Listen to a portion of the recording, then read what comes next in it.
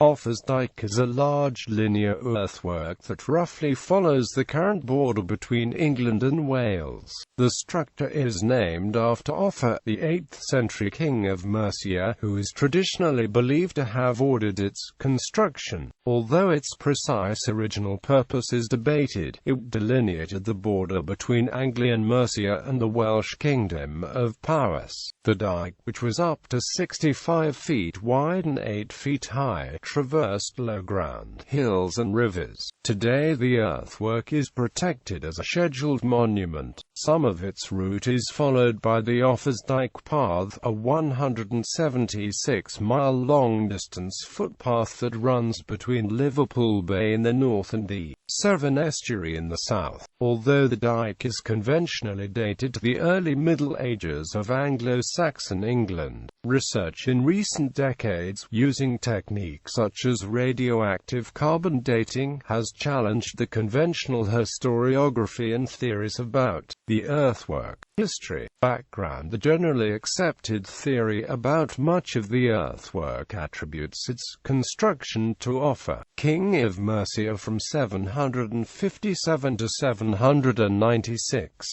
The structure did not represent a mutually agreed boundary between the Mercians and the Kingdom of Powys. It had a ditch on the Welsh side, with the displaced soil piled into a bank on the Mercian side. This suggests that Mercians constructed it as a defensive earthwork, or to demonstrate the power and intent of the kingdom. Throughout its entire length, the dyke constantly provides an uninterrupted view from Mercia into Wales. Where the earthwork encounters hills or high ground, it passes to the west of them. Although historians often overlook Offa's reign due to limitations in source material, he ranks as one of the greatest Anglo-Saxon rulers, as evidenced in his ability to raise the workforce and resources required to construct Offa's Dyke. The construction of the earthwork probably involved a corvée system requiring vassals to build certain lengths of the earthwork for Offa in addition to the normal services that they provided to the king. The tribal hidage, a primary document, shows the distribution of land within 8th century Britain. It shows that peoples were located within specified territories for administration. Early scholarship. The first historians and archaeologists to examine the dyke seriously compared the conclusions with the early 10th century writer, who wrote, "There was in Mercia in fairly recent time a certain vigorous king called Offa, who terrified all the neighbouring kings and provinces around him, and who had a great dyke built between Wales and Mercia from sea to sea." In 1955 Sir Cyril Fox published the first major survey of the dyke. He concurred with Asser that the earthwork ran from sea to sea, theorizing that the dyke ran from the River Dee estuary in the north to the River Wye in the south, approximately 150 miles. Although Fox observed that Offa's dyke was not a continuous linear structure, he concluded that earthworks were raised in only those areas where natural barriers did not already exist. Sir Frank Stenton, the UK's most eminent 20th-century scholar on Anglo-Saxon England, accepted Fox's conclusions. He wrote the introduction to Fox's account of the dyke. Although Fox's work has now been revised to some extent, it still remains a vital record of some stretches of Offa's dyke that still existed between 1926 and 1928, when his 3 field surveys took place, but have since been destroyed. Later research. In 1978, Dr. Frank Noble challenged some of Fox's conclusions, stirring up new academic interest in Offa's Dyke. His MPhil thesis entitled Offa's Dyke Reviewed raised several questions concerning the accepted historiography of Offa's Dyke. Noble postulated that the gaps in the dike were not due to the incorporation of natural features as defensive barriers, but instead the gaps were a written boundary, perhaps incorporating palisades, that left no archaeological trace.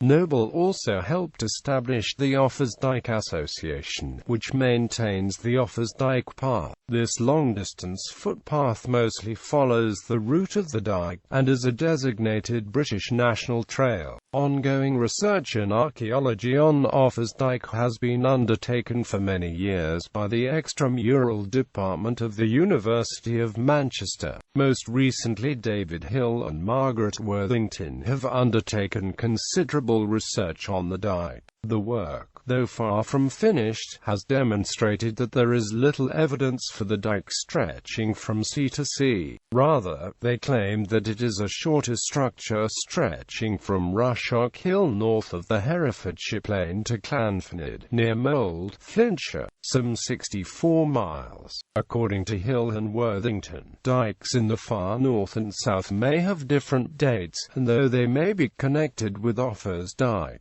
there is as yet no compelling evidence behind this. However, not all experts accept this view. Contrary evidence. The Roman historian Eutropius, in his book Historiae Romani Breviarium, written around 369, mentions the Wall of Severus, a structure built by Septimius Severus, who was Roman emperor between 193 and 211. Novissimum bellum in Britannia habuit, utique receptors provinces omnis securitate munere, valum persi XXXII passuum mulier mari admer deduxit, decessidi boraci ad modum senex, imperii anno sextu decimo, mens tertio, Historiae Romani Breviarium, VIII 19.1. He had his most recent war in Britain, and to fortify the conquered provinces with all security, he built a wall for 133 miles from sea to sea.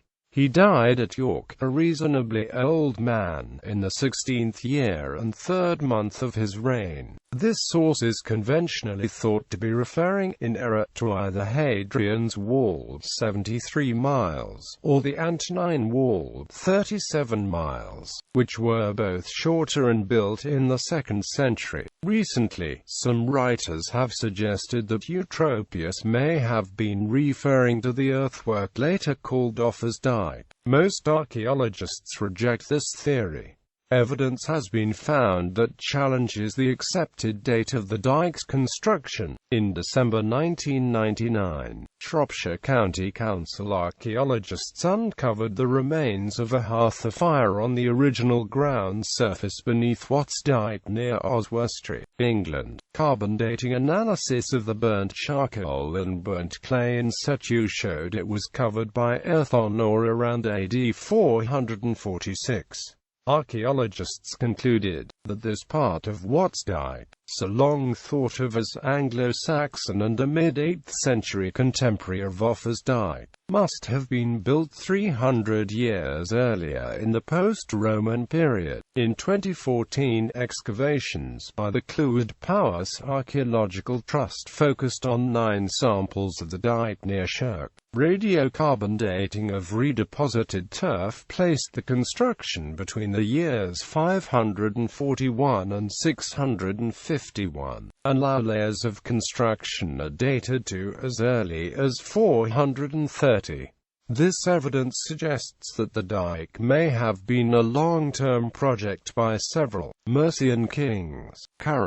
The England-Wales border still mostly passes within a few miles of the course of Offa's Dyke through the Welsh Marches. A 3-mile section of the dike, which overlooks Dinton Abbey and includes the Devil's Pulpit near Shepstow, is now managed by English Heritage Statutory Protection. All sections of Offa's Dyke that survive as visible earthworks, or as infilled but undeveloped ditch, are designated as a scheduled monument. However, However, some parts of the dike may also remain buried under later development. Some sections are also defined as sites of special scientific interest, including stretches within the Lower Wye Valley SSSI and the Highbury Wood National Nature Reserve. Parts are located within the Wye Valley and Shropshire Hills, areas of outstanding natural beauty. Most of the line of Offa's Dyke is designated as a public right-of-way, including those sections which form part of the Offa's Dyke Path. In August 2013, a 45-metre section of dike between Chirk and Llangollen was destroyed by a local landowner. The destruction of the dike to build a stable was said to be like driving a road through Stonehenge, but the perpetrator escaped punishment. Candidate World Heritage Site in 2010, the dike was proposed by the Offa's Dyke Association and local authorities for World Heritage Site status.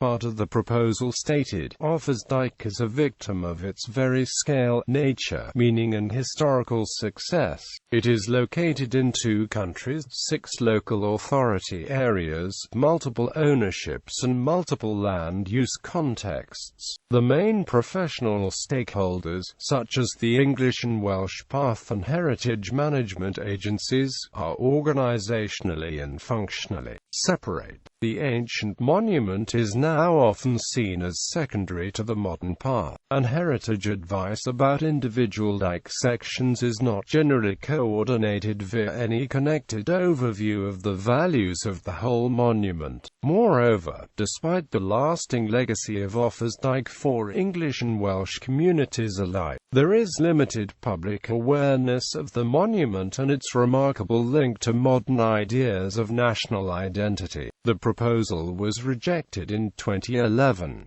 The Offa's Dyke Centre. The Offa's Dyke Centre is a purpose-built information centre in the town of Naidon on Offa's Dyke on the border between England and Wales. Some of the best remains of the earthworks can be seen within a 2-minute walk from the centre. Offa's Dyke Path. The Offa's Dyke Path is a long-distance footpath close to the England-Wales border. Although large sections are close to the dyke itself, the path is longer, and in some places passes its distance from the earthworks. Opened in 1971, the path is one of Britain's longest national trails, stretching for 283 kilometres from the Severn Estuary at Sedbury, near Shepstow, to Prestatyn on the North Wales coast. There is a visitor centre at Prestatyn.